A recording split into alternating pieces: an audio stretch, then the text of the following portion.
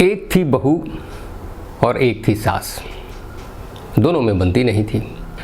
अब आप तो जानते हैं कि सास और बहू में बनना एक मुश्किल टास्क है, और सारी भारतीय हिंदी फिल्म इंडस्ट्री तो इन्हीं दोनों लोगों की मेहरबानी से ही चल रही है। तो जैसा होता है वैसा हो रहा था।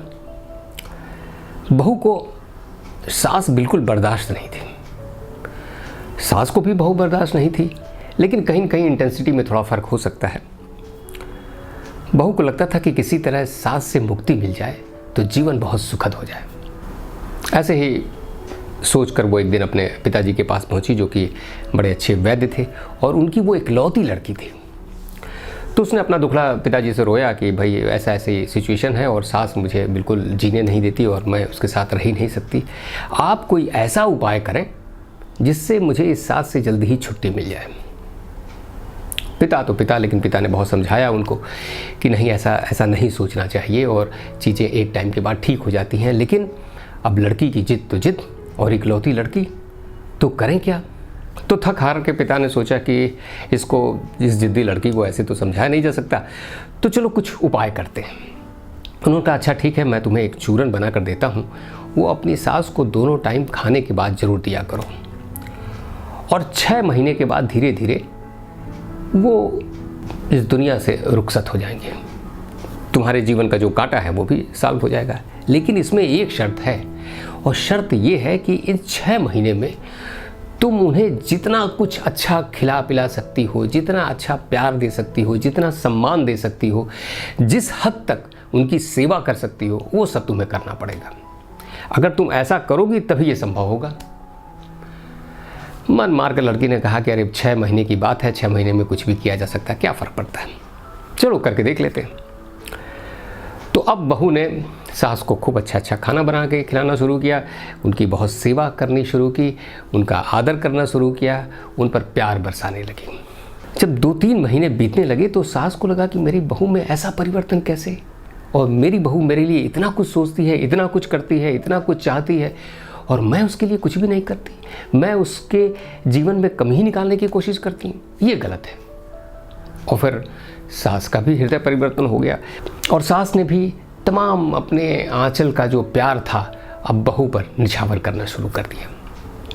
जब 2-2.5 महीना बीत गया और बहू ने देखा कि भाई सास तो तगड़ी होती जा रही है, इनको तो कोई बीमारी ही नहीं है, पिताजी कह रहे थे 6 महीने में चली जाएंगी, और ये हैं कि और भी सेहतमंद और सेहतयाब होती जा रही हैं।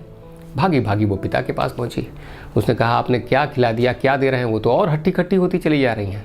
उन्होंने कहा चिंता न करो, अभी 3 महीने बाकी हैं, परेशान होने की ज़रूरत नहीं है।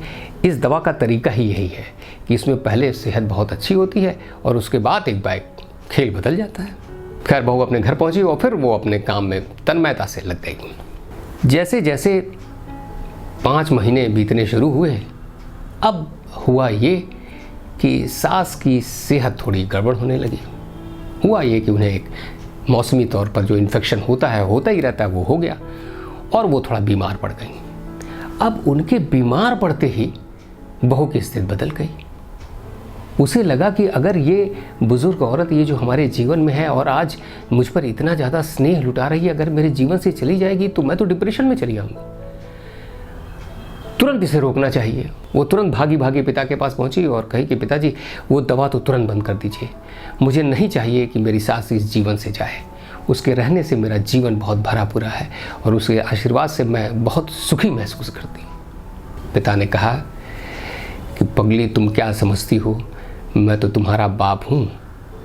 ऐसे ही मैंने वो चूरन दिया था तुम्हें, वो चूरन पेट ठीक रखने वाला चूरन था। इसकी वजह से तुम्हारी सास का पेट ठीक हो रहा था, उनका स्वास्थ्य अच्छा हो रहा था, वो अच्छा खाना खा रही थी, अच्छा डाइजेशन हो रहा था, और तुमने इसके बीच में जो उनकी सेवा की इससे उनका परिवर्तन हो गया। तो तुम क्या समझती हो कि मैं तुम्हारी सास को जहर दे रहा था। दोस्तों इस कहानी में एक बहुत गहरा पहलू छिपा है। पहलू ये है कि बहू चाहती नहीं थी कि सास जीवन में उसके साथ रहे, और उसने एक्सट्रीम पर जाकर ये सोचा कि वो उसे एलिमिनेट कर दे। लेकिन एक झूठ करना शुरू किया उसने, एक ड्रामा करना शुरू किया, सास को प्रेम करने का ड्रामा, उसका सम्मान करने का ड्रामा, उसकी देखभाल करने का ड्रामा। बहू ने तो ये झूठ में शुरू किया था लेकिन सास को लगने लगा कि वो सही में उसके साथ प्यार करती है, उसकी इज्जत करती है, उसकी सेवा करती है और उसके प्रति उसके मन में बहुत सुंदर भाव है। इस वजह से सास के जीवन में जो परिवर्तन हुआ, उसके मन में जो परिवर्तन हुआ, उसके सोच में जो परिवर्तन हुआ, वो एकदम सच्चा था, वो एकदम पवित्र था।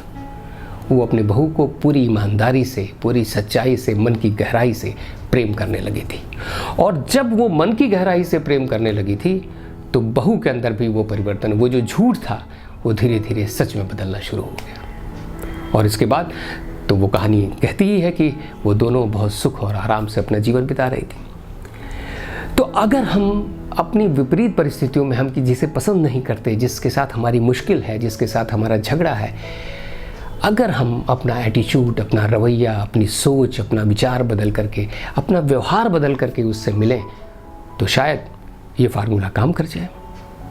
और मुझे उम्मीद है कि ये फार्मूला काम करता होगा।